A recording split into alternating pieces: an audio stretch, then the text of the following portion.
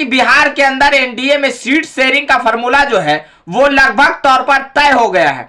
और इस बात की हम चर्चा करेंगे कि देखिए कौन सी पार्टी के खाते में कितना सीट मिलने वाला है और कौन सी पार्टी कितने सीटों पर चुनाव लड़ सकते हैं।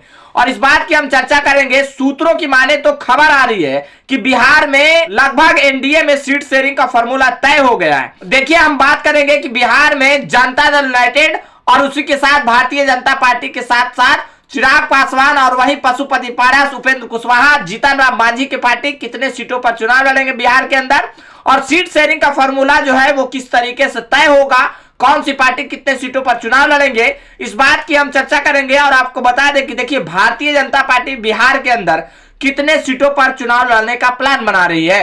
तो आपको बता दें कि देखिए बिहार में भारतीय जनता पार्टी, इससे पहले भी हम चर्चा कर ले, इस बार देखिए बिहार के अंदर भारतीय जनता पार्टी 17 से 18 सीटों पर चुनाव लड़ सकती है। और उसी के साथ आपको बता दें कि देखिए भारतीय जनता पार्टी तो 17 से 18 सीटों पर चुनाव तो लड़ेगी ही लड़ेगी, लेकिन जनता दल यूनाइटेड के खाते में कितना सीट जा सकता है, तो इस पर हम चर्चा कर ले। देखिए जनता दल यूनाइटेड को 13 से 14 सीट बिहार के अंदर मिल सकता है, लेकिन जनता दल यूनाइटेड को सीटों का भरपाई भारतीय जनता पार्टी और किस राज्य से करने जा रही है, तो उस पर भी हम चर्चा करेंगे। इससे पहले आपको बता दें कि देखिए लोक जनशक्ति पार्टी यानी कि चिराग पासवान की पार्टी और उसी के साथ पशुपति पारस की पार्टी को कितना सीट मिलने जा रहा है, तो देखिए भारतीय जनता पार्टी पिछले फॉर्मूला पर काम करने को तैयार है। भारतीय जनता पार्टी लगातार इस बात को कह रही है कि हम 6 सीट देंगे लोजपा को, यानी कि जब लोजपा थी बिहार के अंदर, अब 2 फाड़ भले ही हो गया, एक चिराग पासवान की पार्टी, दूसरी पशुपति पारस की पार्टी,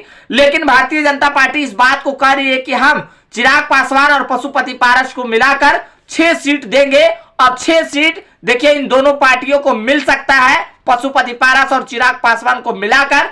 और उसी के साथ देखिए जीतन राम मांझी की पार्टी की अगर हम बात कर ले तो जीतन राम मांझी को 1 सीट दिया जा सकता है। और उसके साथ ही साथ अब देखिए हम उपेंद्र कुशवाहा की बात कर ले तो उपेंद्र कुशवाहा को बिहार के अंदर 2 सीट मिल सकता है। अब देखिए जनता दल यूनाइटेड को 13 से 14 सीट अगर मिल सकता है, भारतीय जनता पार्टी इस बात को लेकर मान मनौवल में चल रही है कि जनता दल यूनाइटेड को किसी और राज्य में जनता दल यूनाइटेड को सीटों का भरपाई किया जा सकता है। हो सकता है कि झारखंड में दे दिया जाए जनता दल यूनाइटेड को सीट, 1 या 2 सीटों पर बात बन जाए, या फिर पहले अरुणाचल प्रदेश में भी दिया जा सकता है जनता दल यूनाइटेड को। जिस तरीके से देखिए जनता दल यूनाइटेड ने 1 सीटों का ऐलान भी कर दिया था अरुणाचल प्रदेश में, इन सब सीटों को मिलाकर लगभग तौर से जनता दल यूनाइटेड को 16 से 17 सीट कई और राज्यों को मिलाकर लगभग तौर पर दिया जा सकता है। लेकिन बिहार में 13 से 14 सीट जनता दल यूनाइटेड को मिल सकता है।